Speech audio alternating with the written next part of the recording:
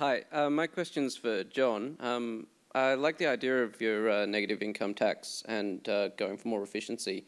And you mentioned cutting the minimum wage to create more jobs, which makes sense if you have a basic income, so people aren't on the streets. But how do we ensure that the current minimum wage jobs, particularly full-time jobs, those rates don't go down as well, and then you end up just giving, we go through all this effort of raising the taxes to pay for a UBI and then hand it over to the mega corporations, thinking like Walmart,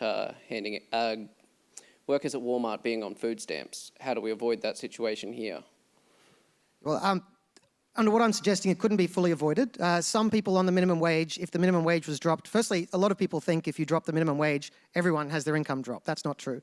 But it is true, as I guess you were implying, some people would see their income drop. I guess what I was talking about is the example I gave before. You're on 40, you lose 4, so you're down to 36, but then you get the leftovers of your UBI that hasn't been clawed back yet, so that's another 6, you're up to 42.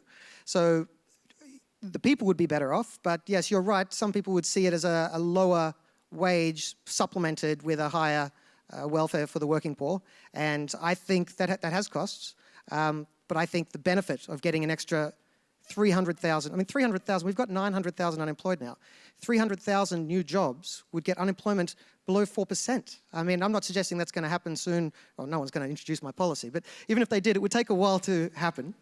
But that is not an insignificant set of numbers. So the idea that, yes, unfortunately, some people's wage goes down, but then it gets supplemented, yeah, there's downsides, but 300,000 people being able to get on the ladder, being able to start getting experience, being able to make new networks and greater personal dignity. I think that benefit is worth considering.